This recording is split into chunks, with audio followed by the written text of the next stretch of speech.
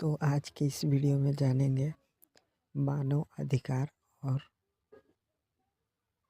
मूल अधिकार में अंतर। मानव अधिकार और मूल अधिकार में अंतर। इसमें पहला दिया है मानव अधिकार, जिसे अंग्रेजी में ह्यूमन राइट कहते हैं। तो इसका डेफिनेशन दिया है, जो मनुष्य को जन्म लेते ही सामान्य अधिकार के रूप में मिलते हैं, जिनका स्रोत एक अंतर्राष्ट्रीय दस्तावेज, जिसे अंतर्राष्ट्रीय दस्तावेज को अंग्रेजी में इंटरनेशनल डॉक्यूमेंट कहते हैं, जिसे मानव अधिकारों की अंतर्राष्ट्रीय घोषणा 1948 universal declaration of human right UDHR का फुल फॉर्म है कहा जाता है।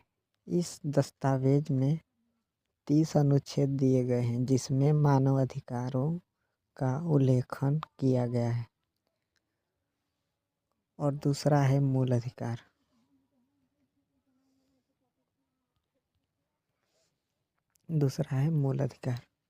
जिसे अंग्रेजी में फंडामेंटल राइट कहते हैं।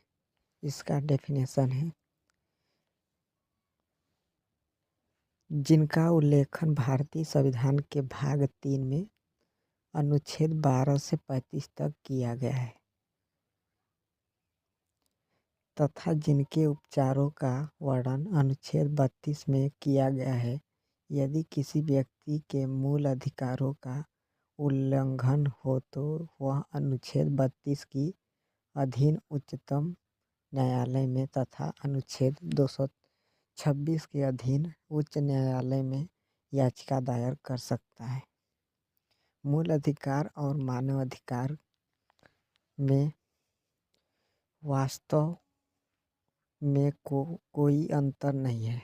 कह रहा है मूल अधिकार और मानव अधिकार में वास्तव में कोई अंतर नहीं है, क्योंकि दोनों ही अधिकारों में इतनी ज़्यादा समानताएं नहीं है कि पता लगाना मुश्किल है कि मूल अधिकार हैं या मानव अधिकार।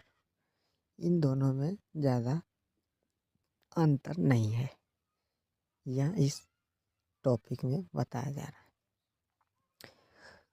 एक बहुत ही महत्वपूर्ण निर्णय केशवानंद भारती बनाम केरल राज्य के बाद में उच्चतम न्यायालय की 13 जजों की बेंच ने स्वयं यह माना है कि मूल अधिकारों को मानव अधिकार या प्राकृतिक अधिकार माना जा सकता है। मानव अधिकारों की अंतर्राष्ट्रीय घोषणा में अनुच्छेद 7 और भारतीय संविधान के अनुच्छेद 14 दोनों में भी समानता के अधिकार की बात कही गई है। इसी तरह से मानव अधिकार की घोषणा 1948 का अनुच्छेद 9 और भारतीय संविधान के अनुच्छेद 21 दोनों ही जीने की आधार की बात करते हैं।